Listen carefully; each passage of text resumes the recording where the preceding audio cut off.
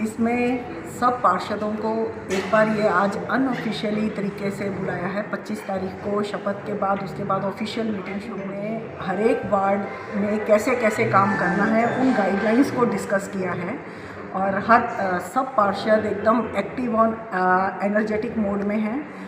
सब एक परिवार की तरह काम कर किन किन मुद्दों पर काम करना है, चाहे कोई सफाई को लेके है या कोई एम्प्लॉयमेंट या लाइटिंग समस्या, उन सब चीज़ों को हमने एक मेन गाइडलाइंस के तौर पर डिस्कस किया है कि जहाँ जहाँ वार्ड में जो जो समस्या है उनको चिन्हित कर लिया जाएगा ताकि उसके ऊपर जल्द से जल्द काम शुरू। मुख्यमंत्री जी अपनी स्थानीय सरकार और हमारी लोकल प्रॉब्लम्स को लेकर बहुत ज़्यादा सेंसिटिव हैं जी। और जो मुझे लगा कि बीजेपी हर ग्राउंड लेवल पर जो जुड़ना चाहती है वो चीज़ बहुत अच्छी लगी कि सबको एक साथ लेके चलने में और बिना किसी पार्टीबाजी के, तो उसमें ये विकास को एक नई स्पीड मिलेगी उस चीज़ के चलते। और नंबर 2, कल ये भी डिस्कस हुआ कि पार्टी के पास सरकार के पास फंड्स की कमी नहीं है, लेकिन हमें अपने प्रोजेक्ट्स, डेवलपमेंटल प्रोजेक्ट्स हमें लेके जाने हैं सरकार के पास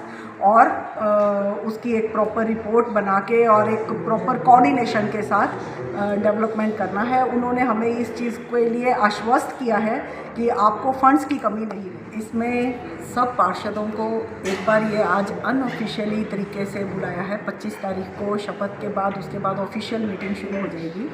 आज हमने हर एक वार्ड में कैसे कैसे काम करना है उन गाइडलाइंस को डिस्कस किया है और सब पार्षद एकदम एक्टिव और एनर्जेटिक मोड में हैं। सब एक परिवार की तरह काम करेंगे और किन किन मुद्दों पर काम करना है, चाहे कोई सफाई को लेके है या कोई एम्प्लॉयमेंट या लाइटिंग समस्या, उन सब चीज़ों को हमने एक मेन गाइडलाइंस के तौर पर डिस्कस किया है कि जहाँ जहाँ वार्ड में जो जो समस्या है उनको चिन्हित कर लिया जाएगा ताकि उसके ऊपर जल्द से जल्द काम शुरू किया जाए। कल आपने मुख्यमंत्री से बातचीत हुई आपकी? जी। कोई चर्चा हुई शहर पर? जी हाँ, मुख्यमंत्री जी अपनी स्थानीय सरकार और हमारी लोकल प्रॉब्लम्स को लेकर बहुत ज़्यादा सेंसिटिव हैं जी। और जो मुझे लगा कि बीजेपी हर ग्राउंड लेवल पर जो जुड़ना चाहती है वो चीज़ बहुत अच्छी लगी कि सबको एक साथ लेके चलने में और बिना किसी पार्टीबाजी के, तो उसमें ये विकास को एक नई स्पीड मिलेगी उस चीज़ के चलते। और नंबर 2, कल ये भी डिस्कस हुआ कि पार्टी के पास सरकार के पास फंड्स की कमी नहीं है, लेकिन हमें अपने प्रोजेक्ट्स, डेवलपमेंटल प्रोजेक्ट्स हमें लेके जाने हैं सरकार के पास और उसकी एक प्रॉपर रिपोर्ट बना के और एक प्रॉपर कोऑर्डिनेशन के साथ डेवलपमेंट करना है। उन्होंने हमें इस चीज़ के लिए आश्वस्त किया है कि आपको फंड्स की कमी नहीं रहेगी, तो इस चीज़ के लिए बड़ा अच्छा लगा कि डेवलपमेंट इससे बहुत अच्छा है। एक पहली बड़ी बात है वंदना जी कि पहली बार किसी मुख्यमंत्री ने चेयरपर्सन को बुलाया है और उससे बड़ी बात यह है कि प्रधानमंत्री बुला रहे हैं 21 मार्च को। इस पर टिप्पणी आपकी? तो ये चीज़ बताती है कि बीजेपी कितनी सेंसिटिव है।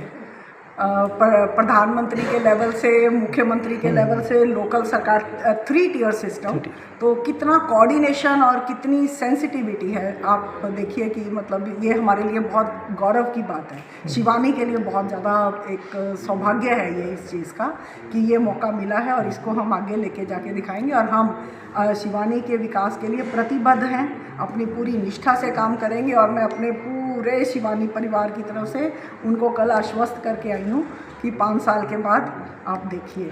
शपथ लेने के बाद, कार्यभार संभालने के बाद पहली कलम किस पर चलेगी? सॉरी, पहली कलम जो आपकी चलेगी, जिस पर हस्ताक्षर होंगे या आप कलम चलाएंगे, किस पर होगा? ये जो हमारी बेसिक फैसिलिटीज़ हैं, जो उनकी प्रॉब्लम्स हैं, उनको लेके सबसे पहले एड्रेस किया जाएगा। चाहे वो सफाई को लेके है, बल्कि आज हमने सफाई को लेके एट लेंथ चीज़ें डिस्कस की हैं। और आज सुबह अभी तो शपथ नहीं ली, आपने देखा होगा जो अपना लधवानी जोड़ है उसको लेके एक मेन क्या क्या उनको कैसे ठीक किया जा सकता है, उन चीज़ों के ऊपर एट लेंथ डिस्कशन हुई है। तो मेन फोकस डेवलपमेंट और बेसिक फैसिलिटी से स्टार्ट किया जाएगा और फिर फर्दर वो डेवलपमेंट के प्रोजेक्ट्स लिए जाएंगे साइमल्टेनियसली। इसके अलावा आपकी जो सड़क है, आपके जो आवास पर आती है, सर्वप्रथम उस पर क्या कार्रवाई होगी? वो जैसे और वार्ड्स की सड़कों में समस्या है, उसी में हमारे आवास की सड़क आती है। तो बिना किसी भेदभाव के सब चीज़ों को एक साथ ही ठीक किया जाए। इसके अलावा परिवहन सुविधाएं हैं, अपने जो बस स्टैंड है काफ़ी पुराना है, इसका भी इसको चाहते हैं भैया आप ये सब वो बने, सब डिपो बने, तो इसकी भी आवाज़ आप उठाओगे आगे जाके? जी हाँ, आज हमने इस चीज़ के ऊपर भी डिस्कशन किया है, तो उसको भी लिया जाएगा बिल्कुल। इसके अलावा हॉस्पिटल है अपना जो बाईपास पर है, वो 50 बेड का है, वहाँ डॉक्टर नहीं है। जी हाँ। इसके अलावा वहाँ मोर्ची रूम भी नहीं है, तो इसके अलावा इन चीज़ों हाँ जी, जो कल हमारा बजट आया है हरियाणा का 2025, उसमें हेल्थ फैसिलिटीज़ को लेके भी अलग से प्रावधान रखा गया है। उन्हीं गाइडलाइंस के चलते उन चीज़ों को भी और आगे फर्दर डेवलप किया जाएगा। बजट पर क्या प्रतिक्रिया आपकी जो कल आया है? बजट बहुत ही एक प्रोग्रेसिव बजट है, जन कल्याणकारक बजट है और डेवलपमेंट ओरिएंटेड बजट है जिसको मैं कहूँगी। और बल्कि मैं हमारी सरकार की तहे दिल से धन्यवाद करूँगी कि इतना अच्छा जो जन कल्याण के लिए उन्होंने फोकस माइंड में रख के, जिसमें बेसिक फैसिलिटीज़ को सबसे पहले एड्रेस किया है। उन्होंने समाज के किसी भी वर्ग को नहीं छोड़ा है, चाहे वो महिलाओं के लिए रोज़गार है या युवाओं के लिए रोज़गार है, युवाओं को नशा मुक्ति के लिए जो उन्होंने अलग से फंड्स एलोकेट किए हैं वो है, और मॉडल संस्कृति स्कूल जो कि एजुकेशन के एक नए आयाम स्थापित किए जाएंगे।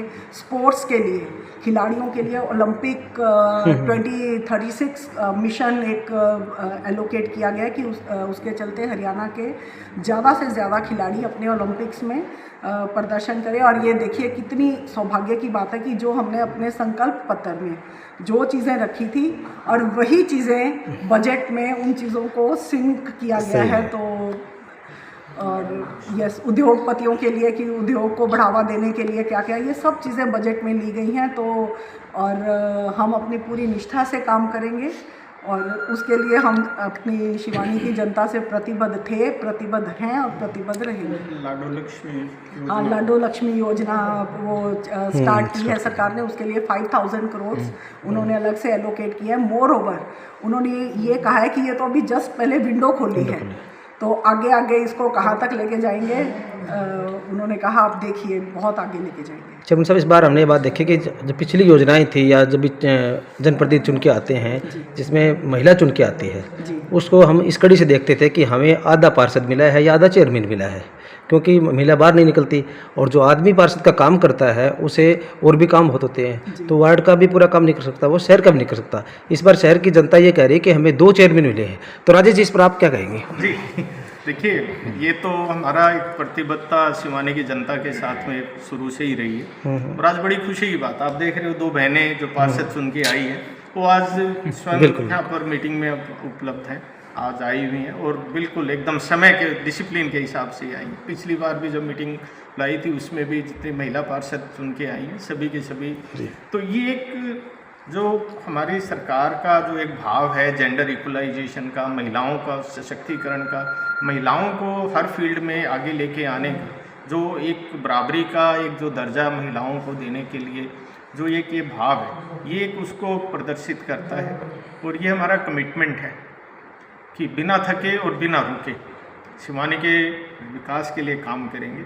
और इसके अंदर में सारे जो हमारे 16 के 16 पार्षद हैं सभी के सभी पूरी तरह से सक्षम हैं, शिक्षित हैं, युवा हैं और सभी का जो कमिटमेंट लेवल है वो 100% है। मुझे अब इस बात को आपके साथ शेयर करने में बड़ी खुशी है, आज सभी के सभी 16 के 16 पार्षद आज यहाँ पर उपस्थित हुए, सभी ने एक ही मन से और एक ही आवाज़ में अपनी सर्वसम्मति से काम करने का आज निर्णय किया कि जितने भी कार्य शिवानी में करे जाएंगे, जो भी व्यवस्था से संबंधित, जो भी प्रशासन से संबंधित, सबके ऊपर सर्वसम्मति से निर्णय लिए जाएंगे। किसी भी तरीके की कोई पार्टीबाजी के लिए कोई जगह वहाँ पर नहीं रखी जाएगी।